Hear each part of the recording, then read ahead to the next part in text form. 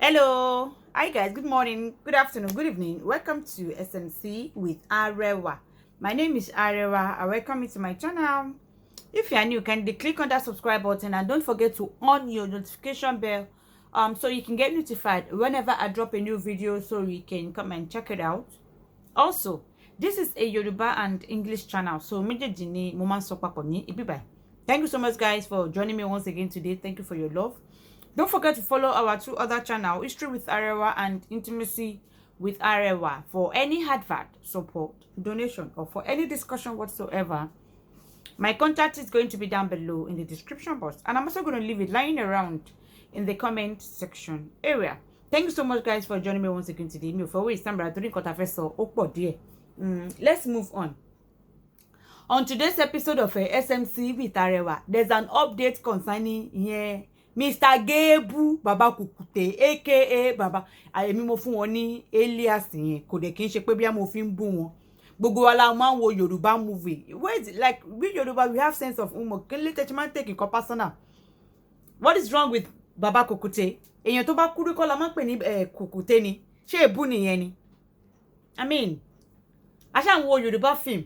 Ó ṣá ní actor kan tá máa ń pè ní Kukute. Ṣé èbú nìyẹn? Come off it, Jare. Gbogbo nǹkan kọ́ ni kẹ́ máa take personal. Anyway, there's an update concerning ìyẹn àti Tóyìn Adégbìtẹ́ tó jẹ́ bí caregiver àbí carer ìyẹn Mr. Gebu Baba Kukute. Ká tó bọ́nu lé ìyẹn. Ìkànnú àwọn actor wọ́n ní kí ajíṣẹ́ kan fún gbogbo ẹ̀yin àgbáyé o. Ẹ jẹ́ bá wọn gbé ọ̀rọ̀ yẹn sí ìta. Gbogbo àwọn ẹgbẹ́ tampan látorí gbogbo ọ̀gá wa pátápátá látò. This is Mr. Portable, one of the actors ní ìyẹn Nollywood Yorùbá. Ayé wa rè lóde o. Wọ́n ní ayé ẹ̀yin tampan rèé. Ẹgbẹ́ àwa oní tíátà táyé ń rí táyé ń yọ̀. Táyé ń rí táyé ń kí wa níbi gbogbo tó ń torí mímọ̀ wà pàápàá fún wa ní nǹkan. Tí wọ́n torí wípé òkè àmúnú ara ayé dùn. Tí wọ́n torí bẹ́ẹ̀ tí wọ́n ń gbé wa níjà nígbàkigbà tá a bá fẹ́ ní problem. Ẹgbẹ́ yẹn wá dẹgbẹ́ tí anybody kàn sọ nǹkan tó wù wọ́n sí. Jagajaga kò sí respect mọ́ fáwọn àgbàlagbà. Oríṣiríṣi oníkálukú ń ṣe tóun.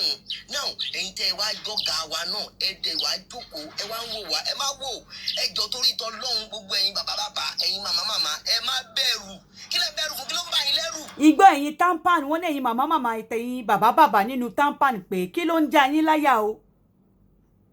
Èèyàn kan ṣe máa jókòó sí ìlú òyìnbó tó máa lọ́wọ́ ẹ́sà bọ́ọ̀d. Wọ́n máa ní èèyàn kan pé báwo ni èèyàn kan ṣe máa jókòó sí ìlú òyìnbó pé òun ẹ́sà bọ́ọ̀d. Sọ̀rọ̀ sí gbogbo ẹ̀yin àgbàlagbà. Ṣé tó máa sọ̀rọ̀ sí gbogbo ẹ̀yin àgbàlagbà torí ẹ fàgbára yín wọ́lẹ̀ ni. Tó máa ń bú òbò ní orí Instagram kó máa pariwo wípé irú. Kí ló dé tó ṣe wá ń búlì òbò màmá ẹ́sà bọ́ọ̀dù báyìí kí n problem ẹ̀ pẹ̀lú òbò olóbò. Anyway, jẹ́ máa gbọ́ lọ. Yàwèrò torí pọ́n ti dó yàwèrò pa ni yàwèrò ó ṣe lè rìn ẹjọ́ ìyá tí kárí àyè bàjẹ́ láti ìgbà tí ìyá ti wà lọ́mọdé. Ìyá tí ó ṣorí burúkú ìyá tí ó ṣe wèrè tí ó ṣo. Bóyá ni wà nígbà tí ìyá yẹn wà ní ọmọ kékeré ó ṣà ní ìyá wèrò pé gbàjẹ́wèrò tí ò dókórí. Kẹ́nìkan wá torí wípé òun fẹ́ bíùdì ibi tóun ti máa rówó kó wá máa sọ wípé bákan láyé àwọn ìyá yẹn ṣe rí òun náà dẹ́fẹ̀ẹ́ dàgbà ju ibi tó dàgbà dé yẹn lọ. Ẹ wo bí kò sí nǹkan tí anybody fẹ́ fi anybody wá ṣe. Wọ́n ní pé gbogbo ẹ̀yin támpánì wípé ẹ̀yin lẹ́lẹ́gbẹ́ ẹ̀yin àrà tó bá wù yín ni kẹ́ máa fira yín máa dá ní inú ibẹ̀. Ẹgbẹ́ wa ni èèyàn kan tí ò pẹ̀lú wa kò lè máa wá bá wa sọ̀rọ̀. Wọ́n ní èèyàn kan tí ò pẹ̀lú yín ní ẹgbẹ́ ẹ̀yin tẹ́jọ́ ń ṣe o kò lè wá máa ṣe kí ni wá máa disturb yín. Bí ẹ̀yin bàbá yẹn dẹ̀ ń wò kí ló ń bà yín lẹ́rù. Wọ́n ní ẹ̀yin bàbá kí ló ń bà yín lẹ́rù pé wọ́n ní kí lẹ gbéjẹ tó ń bà yín lẹ́rù why táyà yín ṣe ń já why you afraid. Now àwọn ọmọ kan root nínú ẹgbẹ́ wọ́n ṣe ohun tí ò dáa àwọn alálẹ́gbẹ́ wa ẹgbẹ́ dẹ̀ sọ wípé àwọn máa discipline àwọn ọmọ yẹn ẹnìkan wá dìde ó ní kí president wa kó wá grant interview president wa. Wọ́n ní àwọn kan ọmọ kékeré nú ẹgbẹ́ yín wọ́n ṣàṣemáṣe wọ́n dẹ̀ ẹgbẹ́ dẹ̀ náà fẹ́ discipline yẹn wọ́n wá ní ìyẹn blogger kan ó wá lọ pé Mr. Latin ìyẹn olórí ẹgbẹ́ tampan wá lọ ń ṣe interview ní ibẹ̀. Ó ní Mr. Latin wá lọ wọ́ orúkọ ẹgbẹ́ yín mọ́lẹ̀ Mr. Latin gan ló yẹ kọkùnrin gan dìgbò lù náà anyway já máa gbọ́ lọ. Wọ́n ní on behalf of Jesus Okoto ìyẹn Mr. Latin sọ bẹ́ẹ̀ pé wọ́n ní sorry for who wọ́n ní ẹ kó sorry yín jẹ. ó yé mi sọ́jà wa làwọn ọmọ wọn yẹn ní. wọ́n ní ṣọ̀gá yín láwọn pípù yẹn ni kò yé àwa o àwa ń bẹ̀rẹ̀ mọ̀ káwa ní true àwa kàn ń béèrè question ni àwa kàn bá wọn jí àbá wọn jí messenger lásán làwà. Adébárí ní tíátà I started this profession in the year 1992. Eo. 1992 yẹn èmi ò rí ohun tí mo mọ̀ ní wípé gbogbo ọmọ kéékèèké tó bá ti fẹ́ wọnú tíátà yìí wọ́n tún kọ́gbọ́n sí ni ọmọ tó bá bàjẹ́ láti ilé adẹni tó lọ́gbọ́n sí. Really? ṣùgbọ́n sìn wọ́n ti sọ iṣẹ́ tíátà àdìjẹ́ tó jẹ́ wípé avenue láti polówó iṣẹ́ aṣẹ́wó. wọ́n ní wọ́n ti sọṣẹ́ tíátà di avenue láti polówó iṣẹ́ túsítúsí. ló ṣe rí sáìdì tí wọ́n nìyẹn wọ́n léèyàn tí ò bá ti lẹ́gbẹ́ láyé kò ní lẹ́gbẹ́ lọ́run. wọ́n ní tí ò bá ní ẹgbẹ́ ní ayé if you don't have a hate group in the life you cannot have it in the heaven. òun ló mọ nítorí tó fi sọ wípé òun ò ṣẹgbẹ́ bàbá tá a wá ń ṣẹgbẹ́ ká má wàá fàyè lẹ fáwọn kan tí ò sí inú ẹgbẹ́ wa láti máa wá borí ẹgbẹ́ yẹn jẹ mọ́ wa lọ́wọ́ nítorí kíni ọ̀gá pírẹsidẹ́ǹtì wa sọ wípé on behalf of Jídé Kòsọ́kọ́ we are sorry for who. on be Mr. Latin wọ́n ní on behalf of Jesus kò tẹ́ sọ pé ẹ sọ́ọ̀rì pé ta lè ń sọ́ọ̀rì fún o. sorry for who sáwọn ọ̀gá wa nìyẹn ẹ mórí tíátà yẹn ẹ ti bàjẹ́. wọ́n ní ṣé ẹ̀yin ni àwọn ọ̀gá wọn àwọn òwà mọ̀ ètò ìjọba torí ó yẹ kẹ́ ẹ máa béèrè question yìí ó yẹ gbọ́ ẹni gan kó jù sí Mr. Latin gan ni torí àwa ò mọ̀ ọ̀gá lẹ pé àwa ò dẹ̀ wá mọ̀ pé táwa lọ̀gá yín àwa ò bá yín sínú ẹgbẹ́ yín náà. oní tíátà ò bá lè sọ̀rọ̀ lásìkò yìí ní àsìkò yìí. wọ́n ní gbogbo ẹ̀yin oní tíátà tí ẹ̀ bá lè sọ̀rọ̀ ní àsìkò ẹ̀ á jẹ́ pé ọmọ àlè tíátà nìyí Mr. Mayin ló sọ bẹ́ẹ̀ o. ọmọ àlè ni nídìí iṣẹ́ yìí. case close. Ìbà tó Gúndé ti sọ nínú ìtọ̀tà bá wọn ló sọ wípé bẹ́ẹ̀ kò bá kẹ́dẹ̀ ṣọ́ra àwọn tí ó kẹ́dẹ̀ mọ̀ ń gbàṣẹ́ yìí ló kẹ́dẹ̀ sí máa wá gbàṣẹ́ ìmọ̀ yìí lọ́wọ́. ṣé wọn ti gbà? à ń jìyà lóríṣiríṣi ọ̀nà àwọn kan tún wá dé wọn tún máa wá sọ̀rọ̀ ẹjọ́ president ẹgbẹ́ wa ó ń káwọ́ mọ́wọ́ níwájú ẹ̀sà bọ́ọ̀dì. wọ́n ní president ẹgbẹ́ tampan Mr. Latin ó wá ń káwọ́ gbéra bí olótùtù bí àtọ̀ọ́lé níwájú ìyẹn mọ́má Esabod. ṣojú wípé kó sọ̀rọ̀ lórí social media àwọn náà máa sọ ti wá. ẹ̀bọ̀ tí kí wá ní problem Esabod ní gbogbo ọ̀rọ̀ tó wà lẹ̀ torí òun kọ́ ló ní kí Mr. Latin wá máa tọ̀ kó máa káwé gbéra bí àtọ̀ọ́lé níwájú rẹ̀ o. kí ló wá yẹ ìyá àwọn tó gbéṣẹ́ lé àwọn lọ́wọ́ àwọn àgbàlagbà ti wá wọ́n ti dówó wa wọ́n dá wọn. wàhálà wà o. ẹ̀dẹ̀ ń wò. ẹrù ọ̀dì bá ń wò èmi ni olówó gẹ̀mọ́ mi ní wò. ó ní òun ò kì í ṣe ọmọ àlè tíátà Mr. Portable náà òun ò kì í ṣe ọmọ àlè tíátà òun ò lè máa wò ó òun ò kì í ṣe àtọ̀ọ́lé bí Mr. Latin ṣe ń tọ̀ọ́lé. ọmọ mi ní social media ìsọkúsọ tó bá wù ìkẹsọ sí mi ní social media bó bá ṣe wù ìkẹ bú mi tó ní social media àrà tó bá wù ìkẹ dá. social media ní ti in fact tí ó bá ṣe pé bóyá ẹ̀yin lè lọ àwa blogger ẹ̀yin lè fẹ́ tẹ́ bá ti gbọ́dọ̀ tó wá ti dé orí social media blogger máa gbẹ́nu sí i àbí báwo la máa fẹ́ ṣe báyìí ṣáà ní fi atara ní fi iyọ̀ sí ni á fi mọ́gí sí i á tún fi mọ́gí náà gan lọ́ní ká máa lò nísìnyí náà lọ́ní a máa lò náà ti mọ́gì. ẹ̀gbá ni ní ọmọ oníṣàbí gbòǹgbò àkàlà ó ga jù. ẹ jẹ́ kájọ bẹ̀rẹ̀ sí bára wa fà. ta ló wọ́n ní pé báwo lè ṣe fẹ́ máa yẹ̀yẹ́ àwọn oní tíátà ọ̀gá tíátà tó ń fi tíátà lé yín ní ọwọ́ ìyẹn lé o. láti máa yẹ̀yẹ́ wọn láti máa dọ̀ bọ̀sádàsì indọ́sírì wa torí kíni bá a ṣe fẹ́ ṣe lé wa láti fẹ́ ṣe lé wa ẹ̀yin àgbàlagbà ẹ dìde ẹ jí gìrì. ẹ̀yin àgbà tíátà wọ́n ní kẹ́ ẹ dìde kẹ́ ẹ jí gìrì kẹ́ ẹ má máa lo Valium 5 tẹ́ ẹ ti sùn ẹ ti họra wọ́n ní ẹ dìde kẹ́ ẹ ṣe kíni kẹ́ ẹ calm up wọ́n ní kẹ́ get up wo pé ẹ ti sùn ẹ ti lanú lẹ ti ń datọ́ lẹ́nu gan ibi tẹ́ ẹ sùn wọ́ra dé anyway já tẹ̀síwájú àti jíṣẹ́ Mr. Portable. Now many of you start calling me that about a certain interview that Gani Adams Olóyè Gani Adams Ààrẹ Ọ̀nà Kakanfò had with BBC Yorùbá that tí wọ́n fi make statement kan pé Kakanfò ojú ọba ìlú èmi lọ ipe Arẹwà báwo ni sórí bẹ́ẹ̀ ṣé kò rí bẹ́ẹ̀ sórí bẹ́ẹ̀ kò rí bẹ́ẹ̀ a lot of people pè mí a lot of you ẹ send ẹ sí mi ẹ yẹ kí n break it down mo ti sọ lórí ètò times without number nípa oyè tí wọ́n nípa title tí wọ́n ń pè ní Ààrẹ Ọ̀nà Kakanfò kò sí oyè Ààrẹ Ọ̀nà Kakanfò kankan tó ju ọba kankan lọ kò ju baálẹ̀ gan lọ ká má sọ pé odidi ọba ni Ààrẹ Ọ̀nà Kakanfò fẹ́ jù lọ kí ló ń pè nínú oyè Ààrẹ Ọ̀nà Kakanfò ààrẹ contrary to what the misconceptions out there oyè Ààrẹ Ọ̀nà Kakanfò ti ìlú ilẹ̀ Yorùbá, Ààrẹ Ọ̀nà Kakanfò of Yorùbá land. Mo ti sọ times without number pé àwọn wo ló ń pè ní Yorùbá? Àwọn Ọ̀yọ́ ni wọ́n ń pè ní Yorùbá. It is in the year 1919 tí àwọn òyìnbó pe ìpàdé sí ìlú Ìbàdàn ipe kí gbogbo àwa káàárọ̀ oòjíire, àwọn old káàárọ̀ oòjíire ká mú orúkọ kan, nítorí pé di Yorùbá táwọn Ọ̀yọ́ ń pera wọn ó ti popular lọ́ wá ní kí gbogbo akókó máa lo ká máa pera wa ní Yorùbá. Mo ti sọ times without number. So tó máa sọ wípé Ààrẹ Ọ̀nà Kakanfò ti ilẹ̀ Yorùbá, Ọ̀yọ́ ni wọ́n ń bá wí. Ààrẹ Ọ̀nà Kakanfò is the head of the security, head of the bodyguard of Aláàfin. Òun ló ṣe jẹ́ wípé Aláàfin nìkan ló lè fi oyè yẹn jẹ. Ìjọ tó bá dẹ̀ ti joyè yẹn kò lè bá ọba gbénú ìlú, kò lè bá Aláàfin tó fi jẹ́ gbénú ìlú ni o, kò ń ṣe ọba èmi o.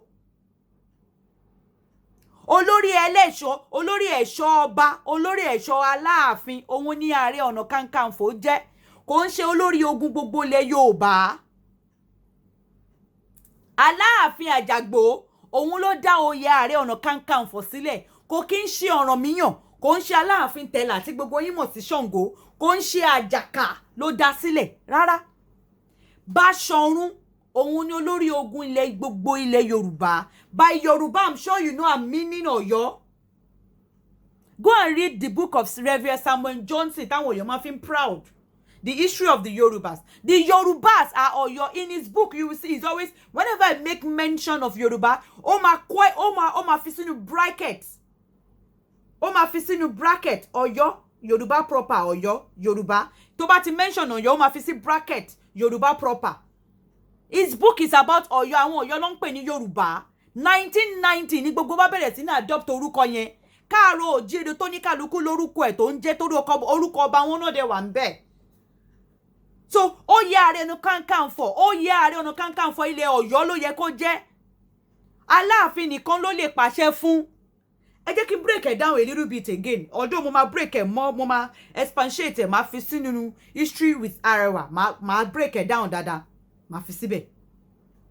Ẹ jẹ́ kí n sọ èyí tó máa yé yín dáadáa. Gbogbo ala rántí Ààrẹ Ọ̀nà Kakanfò Àfọ̀njá, ìyẹn ti Ìlọrin. Ṣé mọ̀ pé òun àti Aláàfin Àólẹ̀ ni wọ́n jọ ní ìfàǹfà tí yẹn ní kó lọ kó ìlú Ìwéré, tí ìyẹn débẹ̀ tó náà ò lè kó ìlú Ìwéré torí ìlú Ìwéré ni ìlú tí ìyá ọba Àjàgbó tó dá oyè Ààrẹ Ọ̀nà Kakanfò yìí lẹ̀, ibẹ̀ ni wọ́n sin ìyá Aláàfin yẹn sí. Òun ni ó dẹ̀ ti Aláàfin yẹn dẹ̀ ti fègún sílẹ̀ pé wọn Kakanfò kọ́kọ́ gbọ́dọ̀ ṣe kí ni kó ìlú yẹn àbí gbógun ja ìlú Ìwéré yẹn torí bẹ́ẹ̀ lọ sin ìyá ẹ̀ sí. Now gbogbo wa la mọ̀ wípé nínú ìtàn dẹ̀ sọ fún wa wípé Àfọ̀njá ó lọ ṣe kí ni, ó lọ gba ọmọ ogun lọ́wọ́ Álímì. Now tell me, tó bá jẹ́ pé Àfọ̀njá, Ààrẹ Ọ̀nà Kakanfò Àfọ̀njá, bẹ́ẹ̀ ṣe máa fi pé Ààrẹ Ọ̀nà Kakanfò ló ń darí gbogbo ọmọ ogun ilẹ̀ Yorùbá àbí gbogbo ogun ilẹ̀ Yorùbá, ká ní pé òun ni ó ń darí ẹ̀, he has no means to go and be borrowing ọmọ ogun from Álímì. Ṣebí he just going to what? Command the ọmọ ogun tó wà nílẹ̀ Yorùbá ni. But rárá, olórí ẹ̀ṣọ́ ọba Aláàfin ní Ààrẹ Ọ̀nà Kakanfò jẹ́. Oyè yẹn dẹ̀kẹ̀rẹ̀ kò extend dé Èkìtì, kò dé Ifẹ̀, kò dé Ìbàdàn, kò dé tí mo ti dárúkọ Oǹdó, kò dé Àkúrẹ́, kò dé Bìíní rárá, ṣùgbọ́n ó lè lọ jagun débẹ̀. Ìyẹn tí Aláàfin bá ṣe kíni wípé àwọn Èkìtì ń jagun kan, ó yá ìwọ Ààrẹ Ọ̀nà Kakanfò lọ ràn wọ́n lọ́wọ́ ogun. Ó lè lọ kó jagun débẹ̀. Ààrẹ Ọ̀nà Kakanfò kan ò dẹ̀ lè lọ sí ogun without Aláàfin. Aláàfin ló máa ṣígun fún. Ó yẹ ọ̀stẹ́ǹdì bó ṣe lẹ́nu ní Ọ̀yọ́, ibi Ọ̀yọ́ ni oyè yẹn extend dé, kò dé Èkìtì, kò dé gbogbo ilẹ̀ Yorùbá èmi ní èní tá a mọ̀ lẹ́ni ní gbogbo ilẹ̀ Oòduà tó wà lẹ́ni, kò dé bẹ̀ rárá. Ọ̀yọ́ nìkan ló mọ̀. Ṣùgbọ́n ó lè jagun lọ sí gbogbo àwọn ìlú tó kù, ìyẹn tí Aláàfin bá sọ pé kó go ahead. Ó lè ṣèrànlọ́wọ́ lọ jagun fáwọn ìlú tó kù tí Aláàfin tó bá ṣe kíni tó bá ní kó lọ. Aláàfin nìkan ló lè ṣígun fún torí olórí ẹlẹ́ṣọ́ ẹ̀ ni ẹ̀ṣọ́ ẹ̀ ni. It is very easy. Báṣọ̀run Ọ̀yọ́ ni olórí ogun ilẹ̀ Yorùbá náà tí Ààrẹ Ọ̀nà Kakanfò. Ìjọ tí wọ́n ti dá Ọ̀yọ́mèsì sílẹ̀, ìjọ tó ti dá Ọ̀yọ́ lẹ̀ ní Ọ̀rànmíyàn ti dá àwọn ẹ̀ṣọ́ àwọn Ọ̀yọ́mèsì tí Báṣọ̀run bíi prime minister ní Báṣọ̀run jẹ́ tó jẹ́ olórí wọn. Aláàfin Àjàgbó òun ló dá Ààrẹ Ọ̀nà Kakanfò sílẹ̀. It is a title that was created later. The way Mayegun was just created out of thin air. The way bí ẹ̀kọ́ máa gbọ́ orúkọ oyè kan pọ́pọ̀ tí create oyè kan jáde nísìn. That was what Kakanfò is. It's just a title in Ọ̀yọ́. It is just under Ọ̀yọ́. It does not extend to every other state or every Yoruba land. It is only in Ọ̀yọ́. And it is only Aláàfin that can control that any person. Tó bá wà bẹ̀ Aláàfin nìkan ló lè control ẹ̀. Òun ló lè ṣígun fún. Òun ló lè ní kó go ahead. Òun ló lè ní kó má go ahead. Torí olórí ẹ̀ṣọ́ ẹ̀ ló jẹ́. So mi ò mọ̀. So bàbá Gani Adams Gani Adams ò mọ̀tàn náà. Bàbá ò mọ̀tàn. Ẹ padà. Màá ṣe compiled history lé lórí màá gbé sínú history with Arẹwà. Kí ẹ send ẹ̀ sí bàbá kẹ́ ẹ gbọ́ dáadáa. Ẹ mọ̀tàn title tẹ́ ẹ gbà. Kò sí Ààrẹ Ọ̀nà Kakanfò kankan tó ju ọba ìlú kankan lọ. Ẹ mọ̀ kan tí wọ́n pè ṣé Ààrẹ Ọ̀nà Kakanfò ń dé adé ni? Ṣó ní kingdom ni? Báṣọ̀run ń dé adé. Bá ṣe máa ń pè ìyàwó àwọn Aláàfin ní ayaba, máa ń pè àwọn ìyàwó Báṣọ̀run ní ayinba. Báṣọ̀run ní adé tó ń dé. In fact wọ́n ní èjìgbà ìlẹ̀kẹ̀ táwọn náà ní àwọn palace cat táwọn náà ní ààfin wọn. Ààrẹ Ọ̀nà Kakanfò olórí ẹ̀ṣọ́ Aláàfin ni, kò ń ṣe olórí ogun ilẹ̀ Yorùbá rárá. Olórí ẹ̀ṣọ́ Aláàfin ni. Ọ̀yọ́ dẹ̀ ló mọ, kò extend sí gbogbo ilẹ̀ káàró-oòjíire tó kù. So ẹlẹgẹẹtì ẹ kò sí Kakanfò kankan tó ju ọba kankan lọ, kò sí. Ẹ mọ̀ kó tó ń pè ní ọba ni. Kò Kakanfò ju ọba ìlú kankan lọ. Bàbá Ààrẹ Gani Adams lóògùn ọ̀fẹ́ o. Kakanfò ju ọba ìlú kankan lọ. Ìlú tó ti ń jẹ Kakanfò ìlú tí baálẹ̀ wà ní kò ń ṣe ọba. Ìlú tí baálẹ̀ bá wà ní kò ń ṣe ọba. So Kakanfò ju ọba ìlú kankan lọ. Ẹ lọ ṣe kíni? Ẹ lọ ṣe sentence yẹn dáadáa torí ẹ mọ̀tàn. Ẹ lọ gbọ́ ìtàn ibi tẹ́ jókòó sí. Ẹ jẹ́ kí bàbá Aláàfin kábíyèsí o, ikú bàbá yèyè. Àwọn gan fúnra ara wọn ògùn wọn lè sọ jáde lẹ́nu pé Kakanfò ju ọba ìlú kan lọ. Ẹ dárúkọ àwọn ọba ìlú tí Kakanfò jù lọ náà. Ẹ dárúkọ ọba ìlú tí Kakanfò jù lọ. Olórí ẹ̀ṣọ́ Aláàfin ní Kakanfò jẹ́. Aláàfin nìkan ló lè ṣígun fún wọn. And I've said this times without number. Ẹ má bínú pọ́n ká mi lára because ìyàn kì í gbọ́ ẹ̀. Bóyá àwọn èèyàn I don't know why people don't listen. Ọdún mọ̀ pàwọ̀ Yorùbá ní is one of our flaws. We don't listen to understand. You are expecting much from Ààrẹ Ọ̀nà Kakanfò Gani Adams. Ẹ wá rí pé wọ́n ṣe kí ni wọ́n deliver torí pé ẹ ń fi oyè yẹn máa fi máa wò wọ́n. Rárá, ẹ má fi oyè yẹn wò wọ́n. Ní ayé tá wà ní ìsinyìí, MKO Abiola tó jẹ́ Ààrẹ Ọ̀nà ogun wọn ló jà. Ayé tá wà ní ìsinyìí kò wọ́n ń jagun mọ́, Kakanfò ń jagun mọ́. Tí Kakanfò bá tiẹ̀ máa jagun, Aláàfin, he has a remote control. The remote control is in Ọ̀yọ́, is in Ààfin Ọ̀yọ́. If you are expecting Gani Adams to just get up and start going to battle for you, he can't do that. You are looking at it because of the title of the office he's holding. He can't just do that. He has somebody that needs to control him before he can do that. Kò lè dá fẹ́nu ara ẹ̀ ṣe. He cannot make any decision without, he cannot go to any battle without Aláàfin telling him, giving him the go ahead. So instead of you expecting much from him, you better go and start, not expecting anything from him. It is just a title he holds. The title has no significance in this present day, Tawayi. And his title does not extend more than that Ọ̀yọ́.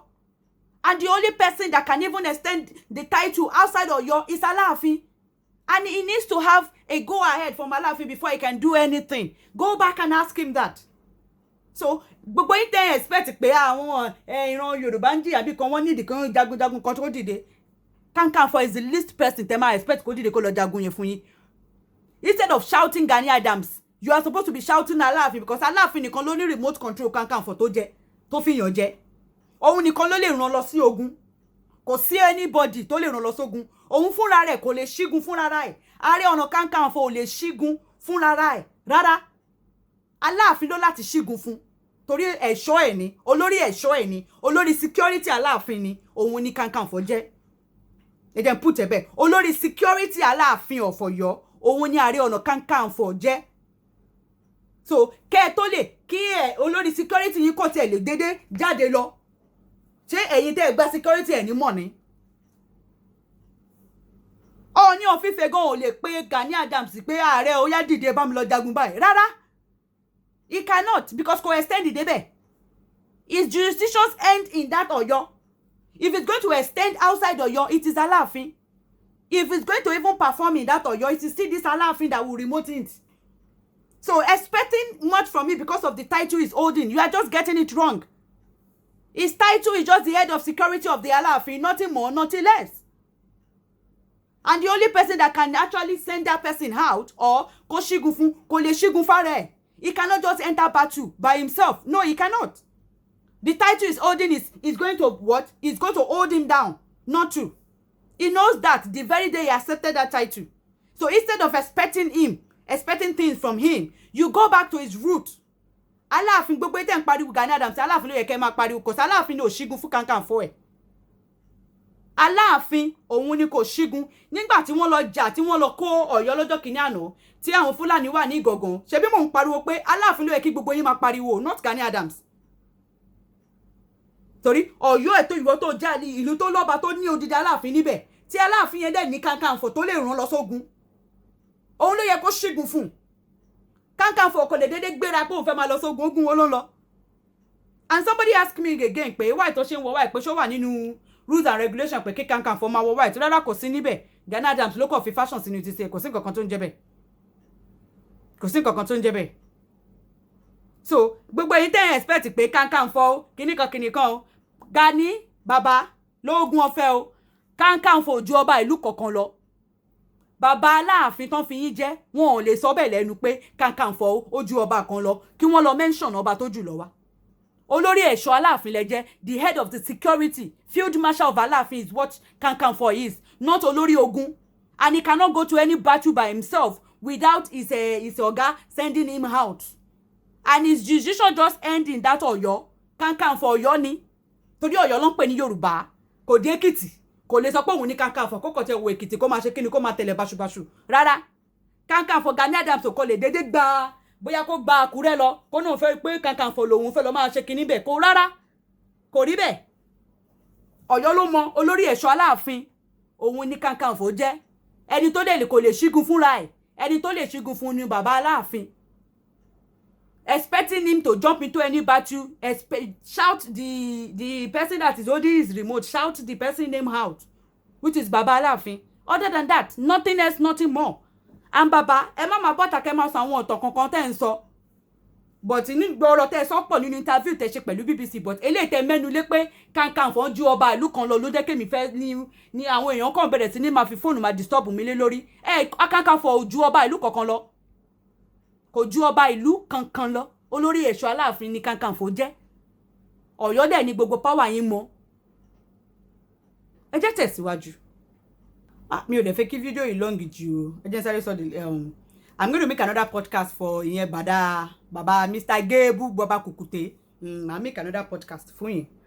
Let me just round it up with this one here. Mo rí gbogbo rọ̀bọ̀rẹ́bẹ́ tó ń gòhàn láàrin ìyẹn yeye dáradára. Àti mo rí yeye dáradára tó ń ṣe fídíò. Mo ti rí ìyẹn Tẹ́ni Ọmọlógo náà, òun náà bọ́ta ranting. Yeye dára náà, àwọn náà bọ́ta pé àwọn ṣe explanation. Ranting lèmi ká yẹn náà sí, I'm sorry to say though. Based on the pé Madam Erelu Abike wọ́n ṣe interview kan pẹ̀lú blogger. Pé wọ́n sọ báyìí, lórí gbogbo ranting yẹn ṣàdá lórí owó kò ṣe owó. Mo wá fẹ́ sọ nǹkankan. Because it seems pé àwọn tí wọ́n agitate yẹn, I am not even sure that you people understand the meaning of being an agitator. There's a difference between agitator and a blogger and probably, let me say, a speaker or a journalist. Those are different fields with different definitions and different tags. Àwọn tí wọ́n agitate, mo sorry láti sọ, you people lack self-esteem. You people, in fact, any low self-esteem. Oh, ele mention orúkọ yín pé kinikan, you are coming out, What's the meaning of that? Somebody mentioned the name. You want to come out and start giving stories. You don't even understand. You are operating as if you are a blogger. Even a blogger will not have time for a blogger to be discussing. You want to be an agitator, you will have thick skin. Ele sorrow. If you are dealing with the public, especially when it comes to owo or no owo, this person mentioned your name, you want to come out and start ranting. This one mentioned your name, you want to come out and start ranting. Kiniko, you want to come out and start ranting. You people lack self-esteem. You don't even understand your job description. You don't understand your job requirement. All of you, I don't see you people as an agitator, because you cannot be an agitator and be doing all that. You cannot juggle 5 things at the same time.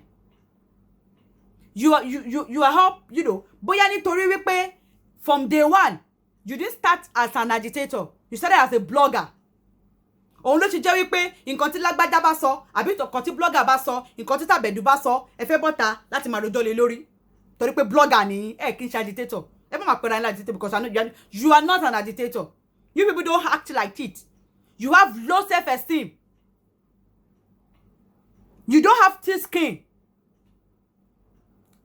Tẹ́ni gan ti wá sọ fún wa, àkáǹtì Koiki ló fi ń gbowó, Koiki ṣe kinní kan, wọn Koiki gba amount, Koiki ṣe gbá, Koiki ṣàgbọ̀n, àkáǹtì Koiki ni gbogbo owó ń lọ, Koiki náà rẹ̀ ti sọ ní ìsìn pé gbogbo owó tẹ́ dá o, òun lòun ní o, mídíà òun ló ní, kò sí nǹkan tó kàn òun pẹ̀lú agitator. Láàárín ara yín, èyí tẹ́ sọ pé ẹ̀ ń pera yín agitator o, there is no love within you people.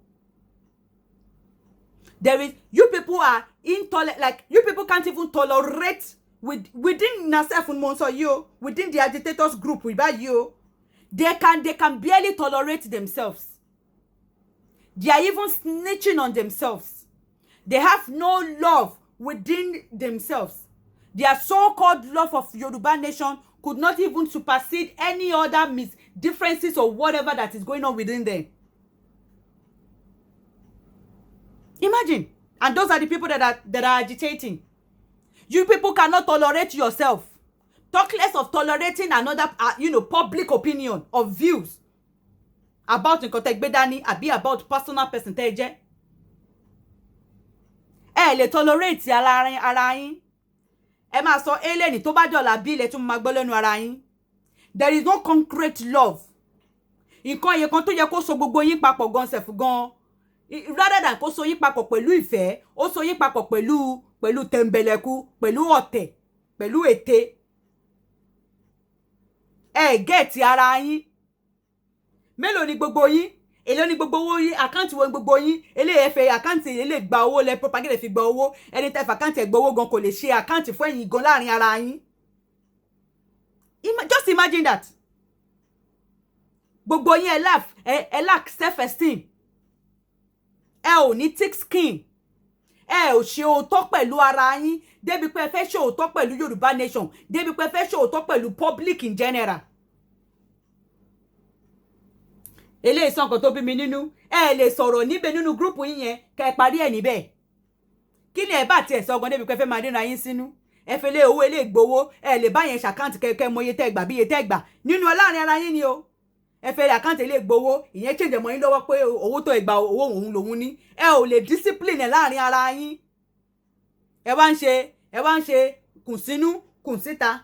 Fi tọ́ tuntun sínú, fi dúdú sínú, fi tuntun síta tọ́ta. Tẹ́ bá ti ṣe mítì tán lára ara yín, méjì mẹ́ta pera yín, ẹ tún bẹ̀rẹ̀ sí ní máa gossip nípa yẹn, ẹ tún bẹ̀rẹ̀ sí ní máa yẹn, ẹ tún bẹ̀rẹ̀ sí ní máa ṣètè, within yourself no love. Ètè, tẹ̀mbẹ̀lẹ̀kú, the foundation that fi bẹ̀rẹ̀ agitating yín, it is on the wrong foot. It is created with the wrong foot, àbí wrong intention dẹni. Torí intention kan tó yẹ kó jẹ́ kí love yẹn supersede gbogbo òjì tẹ́ ń bá kiri yín gan kò sí ńbẹ̀. I will continue in the next video.